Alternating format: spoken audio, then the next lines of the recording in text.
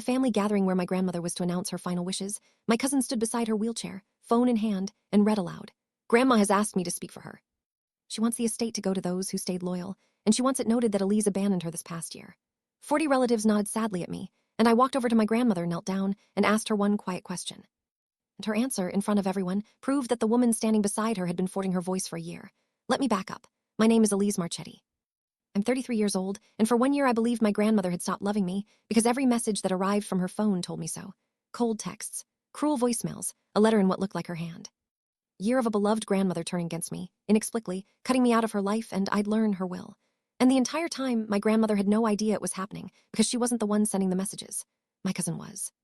This is a story about identity theft of the cruelest kind. Not stealing someone's money by pretending to be them to a bank, but stealing someone's love by pretending to be them to the people they love.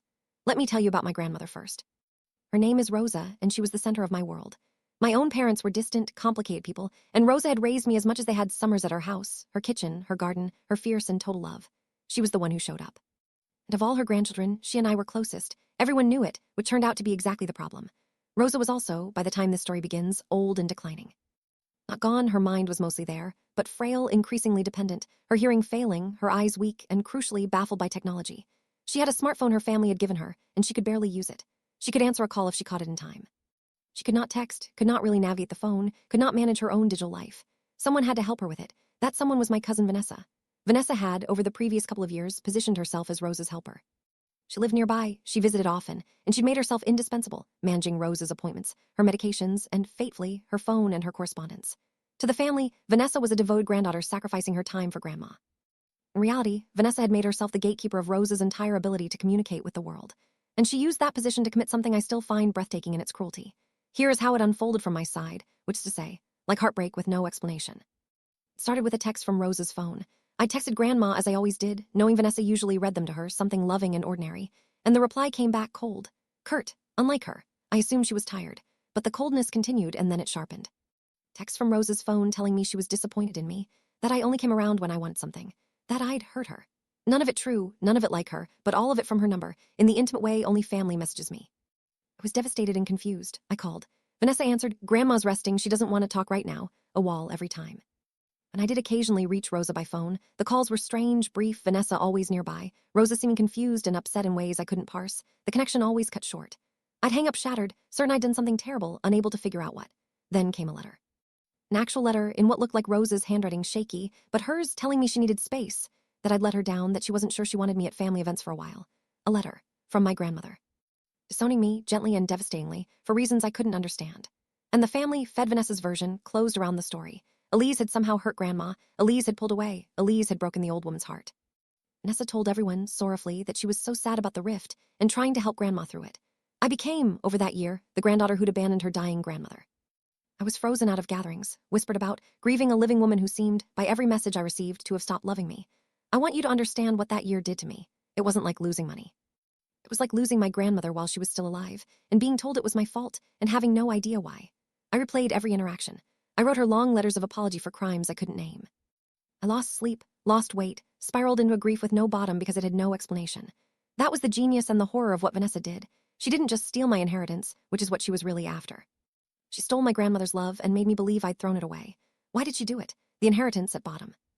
Rosa had a substantial estate, a house, savings, and land that had appreciated enormously, and everyone knew Rosa intended to leave a significant share to me, her closest grandchild.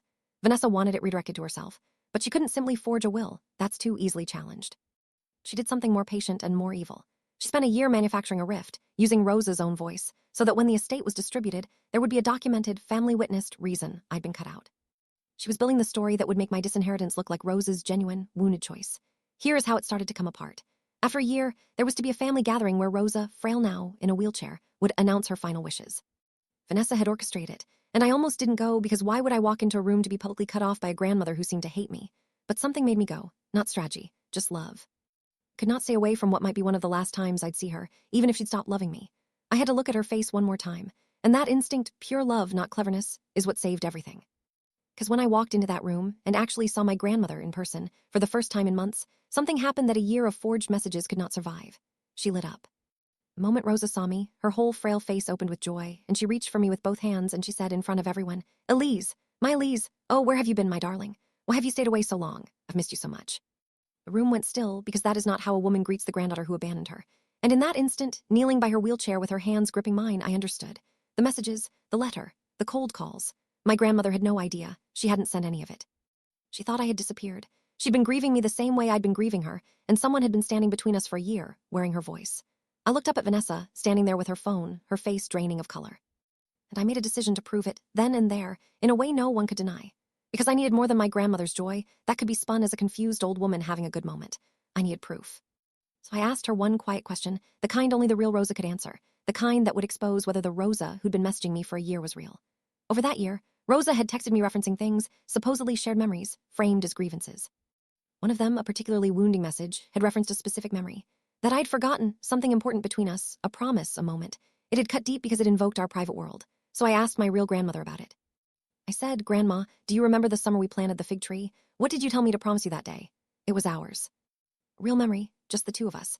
A thing Vanessa could not have known and had never referenced correctly in a year of impersonation. My grandmother's eyes filled, and she smiled, and she said without hesitation, the exact true thing, the promise from that afternoon, word for word, the private thing that had passed between only us. And I turned to the room and I said, "For the last year, I've received texts, calls, and a letter from Grandma's phone telling me she was disappointed in me, that I'd abandoned her, that she wanted space." One of them referenced the fig tree and got the promise completely wrong, because Grandma didn't send it.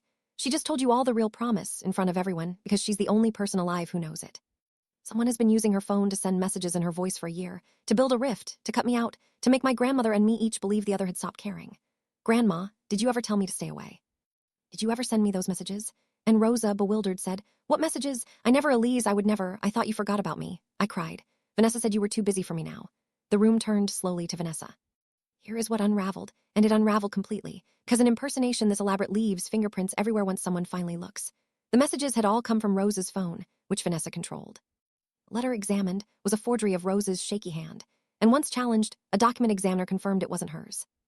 Vanessa had been the sole conduit for every cruel communication, and the moment Rosa herself, present, lucid enough for this, and overflowing with love for me, contradicted the entire narrative in front of 40 witnesses, Vanessa's year of work collapsed in a single afternoon.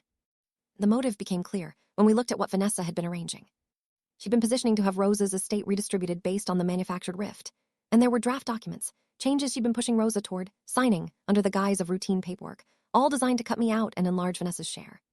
It was the inheritance all along, pursued through the cruelest possible instrument, my grandmother's stolen voice. We brought in a lawyer, impersonating someone to defraud them of their communications and manipulate an estate, forging a letter, using an elderly person's phone to isolate her from her family and redirect her assets, is elder abuse and fraud, serious and reportable.